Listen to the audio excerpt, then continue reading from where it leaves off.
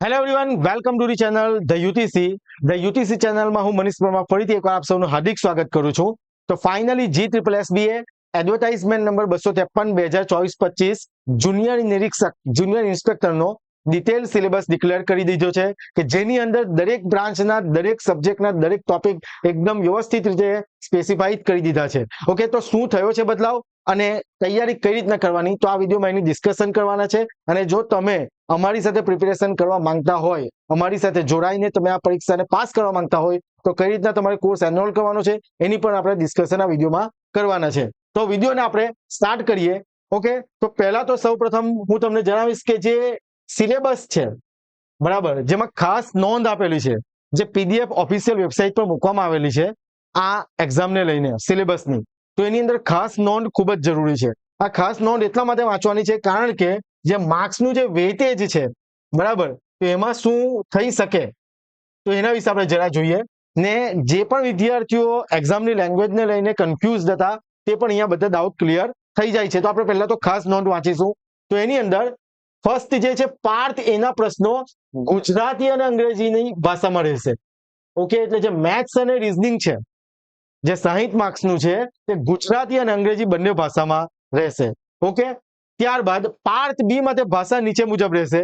તો એમાં પણ જોઈએ ભારતનું બંધારણ અને વર્તમાન પ્રવાહ, એટલે કે કરંટ અફેર, બરાબર, એ કઈ ભાષામાં રહેશે? બંને ભાષામાં, ગુજરાતી અને અંગ્રેજી. ઓકે, એટલે બંધારણ અને કરંટ અફેર તમે ગુજરાતી અને અંગ્રેજીમાં આપી શકશો. ઓકે, ત્યારબાદ ગુજરાતી કોમ્પ્રિહેન્શન તો ગુજરાતીમાં જ અને અંગ્રેજી કોમ્પ્રિહેન્શન છે તો અંગ્રેજીમાં જ રહેશે. પણ જે ફોર્થ નંબરનો જે પોઈન્ટ છે, જે ઘણા બધા વિદ્યાર્થીઓ મને કોલ કરીને પૂછતા હતા, તો અહીં એકદમ વ્યવસ્થિત રીતે ક્લિયરલી લખેલું છે કે શૈક્ષણિક લાયકાતને સંબંધિત વિષય, એટલે કે દરેક બ્રાન્ચનું ટેકનિકલ પોર્શન અને તેની ઉપયોગિતાને લગતા પ્રશ્નો ગુજરાતી અને અંગ્રેજી ભાષામાં રહેશે. એટલે બંને લેંગ્વેજમાં રહેશે. તો જે વિદ્યાર્થી જે લેંગ્વેજમાં પ્રિપેરેશન કરે છે એને કોઈ જ વાંધો આવવાનો નથી. હવે બંને લેંગ્વેજ જે છે ગુજરાતી અને અંગ્રેજી ભાષામાં પેપર રહેશે. ઓકે, એટલે ફોર્થ નંબર આપણા માટે ઇમ્પોર્ટન્ટ છે. અને ત્યાર પછી જે થર્ડ નંબરનો જે પોઈન્ટ છે, આપણે ફર્સ્ટની વાત કરી, સેકન્ડ, અને હવે જે થર્ડ નંબર જે છે, સંબંધિત મુદ્દા સામે દર્શાવેલ ગુણ સૂચિત ગુણ છે. હમણાં જે તમને માર્ક્સ આપી દીધા છે, જેમ કે ઇલેક્ટ્રિકલ 15 માર્કનું, ઇલેક્ટ્રોનિક 15 માર્કનું, મિકેનિકલ 30 માર્કનું, એ સૂચિત ગુણ છે. મંડળ દ્વારા જરૂર જણાય, જરા જોજો, જરૂર જણાય તેમાં ફેરફારને અવકાશ રહેલ છે. બરાબર, એટલે કે જો પેપરમાં મિકેનિકલ 15 માર્કનું થઈ જાય અને ઇલેક્ટ્રિકલ 30 માર્કનું થઈ જાય તો એમાં આપણે કોઈ પણ વાંધા અરજી કરી શકીશું નહીં. એ લખેલું છે કે જે માટે મંડળ કોઈ પણ જાતનું કારણ આપવા બંધાયેલ નથી. એટલે આપણે કારણ પૂછી શકીએ નહીં. એટલે વેઇટેજ જે છે, જે ટોપિકના વેઇટેજ છે, તેમાં ચેન્જીસ આવી શકે. હાલ તો આપણે આ પ્રમાણે જ પ્રિપેરેશન કરવાની છે, પણ જો એમાં ચેન્જીસ આવે તો એમાં આપણે કોઈ પણ વાંધા અરજી કરી શકીશું નહીં. ઓકે, અભ્યાસક્રમનું ગુજરાતી ભાષાંતર ઉમેદવારની સમજણ માટે છે. ભાષાંતરના અર્થઘટનના કિસ્સામાં અંગ્રેજી અભ્યાસક્રમમાં દર્શાવેલ બાબતો આખરી ગણવાની રહેશે. બરાબર, ઘણા બધા વિદ્યાર્થીઓ મને કહે છે કે ગુજરાતીમાં પ્રિપેરેશન કરીએ, પણ તમને એક વસ્તુ સમજાવું છું કે જે ઇંગ્લિશમાં જે સિલેબસ છે તેને જ આખરી ગણવાનું કીધું છે મંદરે પણ, તો આપણે એ પ્રમાણે જ પ્રિપેરેશન કરવાની રહેશે. ઓકે, ત્યાર પછી તો જે મેરિટ કઈ રીતના છે એ બધી વસ્તુ છે, એ ઇમ્પોર્ટન્ટ નથી. જરા જોઈ લઈએ. સ્પર્ધાત્મક પરીક્ષાની તારીખ અને કોલ લેટર ડાઉનલોડ કરવા માટેનો વિગતવાર કાર્યક્રમ મંડળની વેબસાઇટ પર મૂકવામાં આવશે. ઓકે, એટલે કે જ્યારે પણ કોલ લેટર ડાઉનલોડ કરવાના છે એક્ઝામના, કે જ્યારે પણ એક્ઝામ અરેન્જ થશે, એ બધી જ વસ્તુ જે આપણી ઓફિશિયલ વેબસાઇટ છે એના પર મૂકી દેવામાં આવશે. તો આટલી વસ્તુ ખાસ નોંધ દરેક વિદ્યાર્થીએ સમજીને તૈયારી કરવી. ઓકે, હવે વાત કરીશું આપણે સિલેબસની. તો પાર્ટ એ, બરાબર છે, પાર્ટ એ જે 60 માર્ક્સનો છે, જે ઓલરેડી આપણે આના વિશે ડિસ્કશન કરી લીધી છે. જો તમને યાદ હોય તો આ જ ચેનલ પર જો તમે વિડીયો જોશો ને, પાર્ટ એમાં આ બધા જ ટોપિકની ડિસ્કશન કરેલી છે. પાર્ટ એમાં જે મેથ્સ અને રીઝનિંગ છે, ડેટા ઇન્ટરપ્રિટેશન છે, એ બધી જ વસ્તુ જે ટોપિક છે ને, તે ઓલરેડી મેં તમને કહી દીધા છે કે તમે આ ટોપિક પ્રમાણે પ્રિપેરેશન ચાલુ કરી દો, અને એ જ ટોપિક આપેલા છે. એટલે પાર્ટ એ જે 60 માર્કનું છે, તે ઓલરેડી ઘણા બધા વિદ્યાર્થીઓનું પ્રિપેર્ડ છે, બરાબર, કમ્પ્લીટ જ છે. પણ જે વિદ્યાર્થીઓનું બાકી છે, તમે આ બધા જ પોઈન્ટ એકદમ વ્યવસ્થિત રીતે પ્રેક્ટિસ કરી લેવાની છે. ઓકે, હવે આપણે આગળ વધીશું. પાર્ટ બી 150 માર્ક્સનું, જેમાં બધા વિદ્યાર્થીઓ કન્ફ્યુઝ હતા, સર શું વાંચીએ, કઈ રીતનું વાંચે, કેટલું ટોપિક વાંચે, એ બધી જ વસ્તુ આપણે અહીંયા જરા જોઈ લઈએ. પહેલી વસ્તુ તો કોન્સ્ટિટ્યુશન ઓફ ઇન્ડિયા, બરાબર, પહેલા તો પાર્ટ બી જે constitution of India, current affair ને અંગ્રેજી ગુજરાતી કોમ્પ્રિહેન્શન કેટલા માર્ક્સનું છે? 30 ક્વેશ્ચન અને 30 માર્ક્સ. એટલે કે કોન્સ્ટિટ્યુશન ઓફ ઇન્ડિયા કેટલા માર્ક્સનું છે આપણું? 10 માર્કનું. કરંટ અફેર પણ કેટલા માર્કનું છે? 10 માર્કનું. ને ગુજરાતી અંગ્રેજી કોમ્પ્રિહેન્શન કેટલા માર્કનું? 10 માર્કનું. આમ કરીને કેટલા માર્ક્સ થાય છે? 30 માર્ક્સ થાય છે. બરાબર. ગુજરાતીમાં પણ આ ટોપિક આપેલા છે તો એ તમે જોઈ શકો જો ઇંગ્લિશમાં ખ્યાલ નહીં આવતો હોય તો. પ્રિએમ્બલ, આમુખ, પછી મુખ્ય મૂળભૂત અધિકાર, બરાબર, ડીપીએસપી, બરાબર, ત્યાર પછી ફરજ, સંસદ, બંધારણીય સંસ્થા, એ બધી જ વસ્તુ છે. એટલે ટોપિક પણ સ્પેસિફાઈ કરી દીધા છે તો તમારે આ જ ટોપિક કરવાના રહેશે. ત્યારબાદ છે કરંટ અફેર. કરંટ અફેર તો બધા પ્રિપેર કરતા જ હશો, જે 10 માર્કનું છે. અને ગુજરાતી અંગ્રેજી કોમ્પ્રિહેન્શન 5 માર્કનું છે. ફકરા પરથી જવાબ તે પણ અહીં તમને 10 માર્કનું આપી દીધું છે કે કઈ રીતના પ્રિપેરેશન કરવાની છે. તો આ આપણી વાત થઈ 30 માર્કની. જે પાર્ટ બી જે 150 માર્કનો છે તેની અંદર જીકે વાળો પોર્શન કહી શકાય, એટલે કે જેમાં બંધારણ, વર્તમાન પ્રવાહ અને ગુજરાતી અંગ્રેજી કોમ્પ્રિહેન્શન 30 માર્કનું થઈ ગયું. હવે જે કન્ફ્યુઝન હતી 120 માર્કમાં, બરાબર, 120 ક્વેશ્ચન અને 120 માર્ક. ચાલો હવે આની અંદર પહેલી વાત બ્રાન્ચની વાત કરીશું, ફિઝિક્સ. ફિઝિક્સના ટોટલ ક્વેશ્ચન્સ છે 30 ક્વેશ્ચન્સ અને માર્ક્સ છે 30 માર્ક. બરાબર છે. એટલે જેમણે મેં એમએસસી ફિઝિક્સ કરેલું છે, બીએસસી ફિઝિક્સ કરેલું છે, તેમજ ઇલેક્ટ્રિકલ, મિકેનિકલ, ઇલેક્ટ્રોનિક બધા માટે આવશે પેપરમાં. એવું નથી કે ખાલી ફિઝિક્સ વાળા માટે જ. દરેક બ્રાન્ચના વિદ્યાર્થીઓનું કોમન પેપર આવશે જેમાં ફિઝિક્સ કેટલા માર્કનું છે? 30 માર્કનું અને 30 ક્વેશ્ચન્સ છે. બરાબર છે. મેં તમને કીધું એ પ્રમાણે કે સૂચિત ગુણ છે એમાં ચેન્જીસ આવી શકે ને એમાં આપણે કોઈ પણ વાંધા અરજી કરી શકીશું નહીં. અને મંડળ એના માટે જવાબ આપવા માટે બંધાયેલ નથી એવું ખાસ નોંધમાં એ લોકોએ લખી દીધું છે. હવે એની અંદર પણ બધા ટોપિક સ્પેસિફાઈડ કરેલા છે ક્લિયરલી. ને આના બેઝિસ પર આપણા કોર્સમાં લેક્ચર શરૂ થઈ ગયા છે.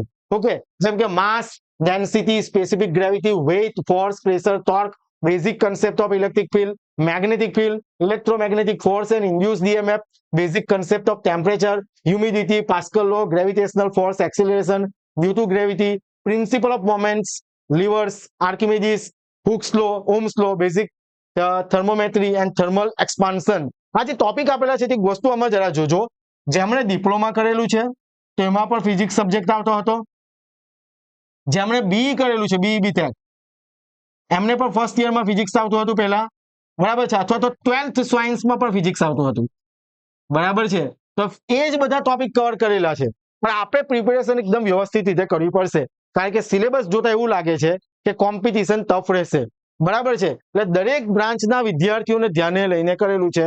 પણ જે પણ ઇલેક્ટ્રિકલ બ્રાન્ચનો વિદ્યાર્થી છે તેમના માટે આ ઈઝી રહેશે બીકોઝ કારણ કે આની અંદર એ જેટલા પણ ટોપિક છે એ બધા એ 4 વર્ષ દરમિયાન ભણે જ છે. એટલે ઇલેક્ટ્રિકલ એન્જિનિયરિંગના જ ટોપિક કહીએ તો પણ એમાં ખોટું નથી. પણ દરેક બ્રાન્ચનો વિદ્યાર્થી આને ઇઝીલી પ્રિપેર કરી શકશે કારણ કે ડિપ્લોમા લેવલ અને જે 12th સ્ટાન્ડર્ડ છે એના બેસિસ પર બધા ટોપિક મૂકેલા છે.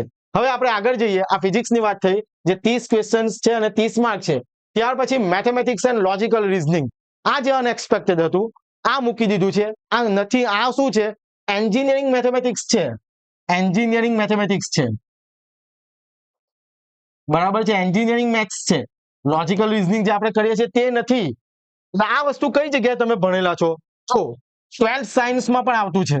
12th સાયન્સમાં, બરાબર.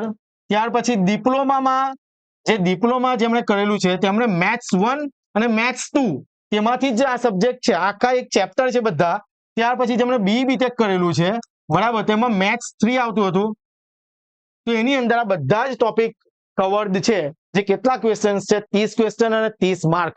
ઇમ્પોર્ટન્ટ છે આ પણ. એટલે standard deviation, area and volume એટલે કે ક્ષેત્રફળ, ઘનફળ, fraction, decimal, quadratic equation, differentiation and its application, વિકલન અને તેની ઉપયોગિતા, સંકલન અને તેની ઉપયોગિતા, સંભાવના, આ બધા જ પરમ્યુટેશન, કોમ્બિનેશન, આ બધા ટોપિક આપેલા છે જે પોતે એક આખા ચેપ્ટર છે ડિપ્લોમા લેવલ પર. અને બી બીટેકમાં પણ આ આખા ચેપ્ટર છે. એટલે આની પ્રિપેરેશન પણ વ્યવસ્થિત રીતે કરવી પડશે. હવે આપણે આગળ વાત કરીએ. આ 30 માર્કનું છે, 30 ક્વેશ્ચન્સ છે. ઓકે. હવે એલિમેન્ટ્સ ઓફ મિકેનિકલ એન્જિનિયરિંગમાં પણ જે પણ વિદ્યાર્થીઓ મિકેનિકલના છે તો એમને બધા સબ્જેક્ટ સ્પેસિફાઈ કરીને ટોપિક સાથે કહી દેવામાં આવ્યું છે. જેમ કે thermodynamics and thermal engineering, IC engine, બરાબર છે.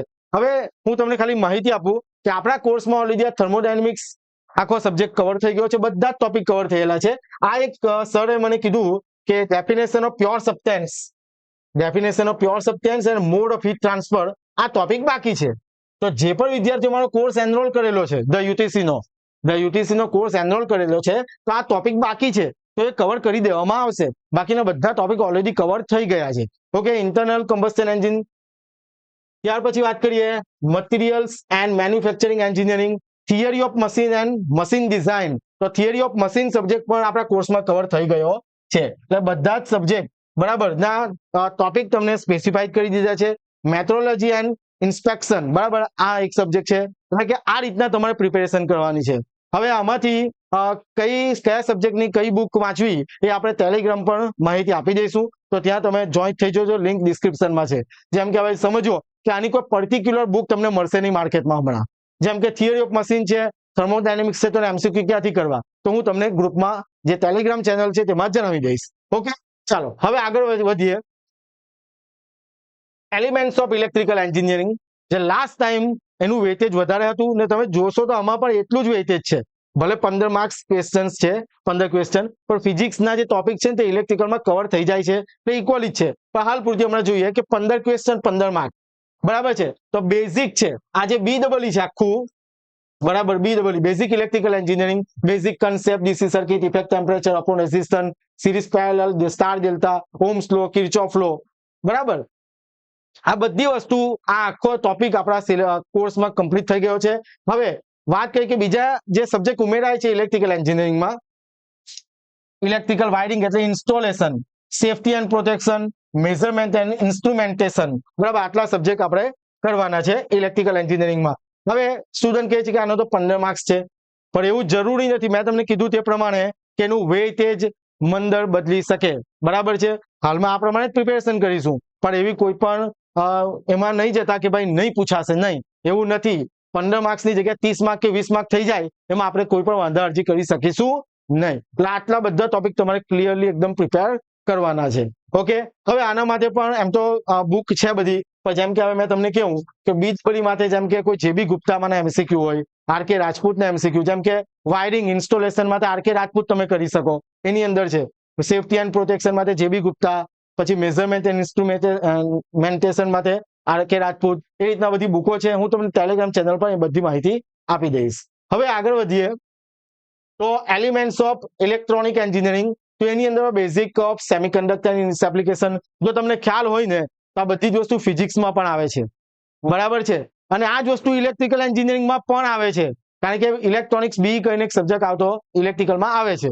Okay, basic concept of PN junction diode, power electronic છે, half wave and full wave rectifier, capacitor filter, general diode its characteristic, basic concept of bipolar junction transistor, field effect transistor, બરાબર, basic concept of transducer, load cell, micro processor, analogue to digital and digital to analogue converter, બરાબર. હવે micro processor તો એકદમ મોટો subject છે. હવે એમાં કે આખું સબ્જેક્ટ એ રીતના નથી કરવાનું. હવે એમાંથી કયું ટોપિક કરવાનું છે એ આપણે આપણા જે એક્સપર્ટ સર છે, વેલ ક્વોલિફાઈડ, તે બધી વસ્તુ આમાં તમને સમજાવી દેશે. ઓકે, ત્યારબાદ current trends and recent advancement in the above field, અને આને રિલેટેડ જે પણ જેમ કે રિસેન્ટ ટ્રેન્ડ છે આપણા જે સબ્જેક્ટને રિલેટેડ, આપણી ફિલ્ડને રિલેટેડ, તે આપણે લાસ્ટ મહિનામાં એના વિશે આપણે ડિસ્કશન કરી લઈશું. ઓકે, હવે જે વિદ્યાર્થીઓ આ એક્ઝામને લઈને તૈયારી કરવા માંગે છે, કારણ કે સિલેબસ જોઈને તો એ રીતના લાગે છે કે કોમ્પિટિશન ટફ રહેશે. તમારી દિશામાં એકદમ પરફેક્ટ દિશામાં પ્રિપેરેશન હોવી જ જોઈએ. તમે જાતે વાંચો છો વેલ એન્ડ ગુડ, પણ જો તમે કન્ફ્યુઝ છો કે ક્યાંથી વાંચવાનું, તો જરૂરથી તમે આ કોર્સને જરૂરથી એનરોલ કરી લેજો. બીકોઝ આની અંદર અમે દરેક ટોપિકને વ્યવસ્થિત રીતે અમે આની અંદર ન્યૂલી રેકોર્ડેડ લેક્ચર છે, બધા ટોપિકને એકદમ વ્યવસ્થિત કવર કરી લઈશું. તો હમણાં મહાશિવરાત્રીની ઓફર ચાલી જ રહી છે, લક્ષ્ય બેચ છે, જેમાં 8th B ની પ્રિપેરેશન પૂરેપૂરી, ટેકનિકલ પોર્શન આખો જે છે બધો કવર કરી દેવામાં આવશે. 4999 ઓફર ચાલી રહી છે, પછી પ્રાઇઝ વધી જશે, બરાબર છે. તો જે વિદ્યાર્થીઓ પ્રિપેરેશન કરવા માંગે છે તો આ લક્ષ્ય બેચને જરૂરથી એનરોલ કરો. વધારે માહિતી માટે તમે 6354999091 પર તમે મને કોલ કરી શકો, અથવા અમારી જે વેબસાઇટ છે www.theutc.in પર જઈને તમે માહિતી મેળવી શકો. બધા ફેકલ્ટીનો ઇન્ટ્રોડક્શન લઈ શકો કે કોણ કેટલું ક્વોલિફાઈડ છે, એક્સપિરિયન્સ લીધે, બરાબર. એની ઓફિશિયલ વેબસાઇટ પર જઈને તમે એની માહિતી મેળવી શકો. હવે જે કોર્સની જે વેલિડિટી છે બરાબર, જ્યાં સુધી એક્ઝામ નથી થતી ત્યાં સુધી વેલિડિટી રહેશે કોર્સની વેલિડિટી. બરાબર છે, કોર્સની વેલિડિટી અપ ટુ એક્ઝામ. બરાબર, જ્યારે પણ એક્ઝામ થશે ત્યાં સુધી તમે જે ન્યૂલી રેકોર્ડેડ લેક્ચર્સ છે તમે જોઈ શકશો, એક્સેસ કરી શકશો. બરાબર, આ બેચની અંદર આપણે એમસીક્યુ સેશન પણ અરેન્જ કરેલા છે કે જેથી તમારે એમસીક્યુ બધા કવર થઈ જાય. તમારે ડેમો લેક્ચર લેવાના છે. ડેમો લેક્ચર જે આપેલા છે તે ડેમો લેક્ચર જુઓ, પછી એનરોલ કરેલા સ્ટુડન્ટ્સના રિવ્યુ લો અને ત્યાર પછી જ આ કોર્સને જોઈન કરો. બરાબર છે, કારણ કે એકદમ એફોર્ડેબલ ફીસ છે. આટલી ફીસમાં આખા ગુજરાતમાં કોઈ તમને આ પાર્ટની પ્રિપેરેશન કરાવશે નહીં. ઓકે, ડેમો લેક્ચર જુઓ, ત્યારબાદ તમે સ્ટુડન્ટ જે એનરોલ થયેલા છે એના રિવ્યુ લો અને ત્યારબાદ તમે આ કોર્સને એનરોલ કરી શકો. ઓકે, વેલિડિટી ક્યાં સુધી છે? જ્યાં સુધી આપણે એક્ઝામ થશે નહીં ત્યાં સુધી. અને જો માહિતી વધારે જોઈતી હોય તો આ નંબર પર તમે મને કોલ કરી શકો. ઓકે, ત્યારબાદ વાત કરીએ કે ધારો કે કોઈ વિદ્યાર્થી એવું છે કે જે ઇલેક્ટ્રિકલ એન્જિનિયરિંગની પ્રિપેરેશન કરવા માંગે આ એક્ઝામ માટે, જુનિયર ઇન્સ્પેક્ટરની એક્ઝામ માટે, તો માત્ર 1499 હમણાં કોર્સ અવેલેબલ છે, જે પહેલા 50 વિદ્યાર્થીઓ માટે ડિસ્કાઉન્ટ ઓફર છે, તો એ પણ તમે જોઈન કરી શકો. અને જે વિદ્યાર્થી ખાલી ને ખાલી માત્ર મિકેનિકલની પ્રિપેરેશન કરવા માંગે છે, બીજી બધી બ્રાન્ચ એકદમ રેડી છે એવું જો હોય તો તમે આ જે કોર્સ છે તમે એનરોલ કરી શકો. તે પણ માત્ર 1499 માં અવેલેબલ છે આપણી એપ્લિકેશન પર. ઓકે, હવે કોર્સ તમે કઈ રીતના એનરોલ કરશો? બરાબર, તમે કોર્સ કઈ રીતના એનરોલ કરશો તો તમે જે સ્કેનર છે તમે સ્કેન કરી શકો. આપણી ધ યુટીસી એપ છે, ધ યુટીસી એપ. બરાબર, અથવા તો ધ યુટીસી તમે પ્લે સ્ટોર પર ટાઈપ કરશો તો તમને બ્લુ બેકગ્રાઉન્ડ વાળું એક આઇકન દેખાશે. ઇન્સ્ટોલ કરો, રજીસ્ટર કરો અને તમે જેવું એન્ટર થશો તો તમે રેકોર્ડેડ કોર્સ અથવા તો અહીંયા ગાડી તમે ક્લિક કરીને તમે આ કોર્સમાં એનરોલ થઈ શકશો. ઓકે, તો આશા રાખું કે તમને બધી જ માહિતી મળી ગઈ હોય. કન્ફ્યુઝ થવાની જરૂર નથી. એકદમ ડિટેલમાં સિલેબસ આપેલો છે. ખાલી ને માત્ર તમારી પરફેક્ટ ડાયરેક્શનમાં પ્રિપેરેશનની જરૂર છે. તો તમારી તૈયારી જે પણ કરી છે, જેમ કે ઘણા સ્ટુડન્ટ મને કોલ કરે છે, સર પાવર સિસ્ટમ અને મશીન અમે કરેલું હતું, 2 મહિનાથી વાંચતા હતા અને હજુ અમે હવે આ સિલેબસમાં જ નથી. પણ યાદ રહે એવું જરૂરી નથી, કારણ કે મશીન જેમ કે બેઝિક આવડતું હશે તો એ કામ આવશે ને આવશે જ તમને. બરાબર છે, એટલે મૂંઝાવવાની જરૂર નથી. ઓકે, તો કોર્સ તમે આ રીતે એનરોલ કરી શકો. હવે જો વધારે કોઈ ક્વેશ્ચન હોય તો મેં તમને કીધું તે પ્રમાણે તમે મને મારો જે મોબાઈલ નંબર છે 6354999091 પર મને કોલ કરી શકો. ઓકે, તો ટેલિગ્રામ ચેનલની લિંક પર ડિસ્ક્રિપ્શનમાં છે અને પીડીએફ નો સિલેબસ જે છે તે પણ મૂકી દીધો છે, તો તમે ટેલિગ્રામ ચેનલ જોઈન કરી શકો. ત્યાં સુધી બધા કમ્પ્લીટલી વાંચતા રહો અને લક્ષ્ય સાથે જાઓ કે આપણે આ એક્ઝામ પાસ કરવી છે. Thank you very much.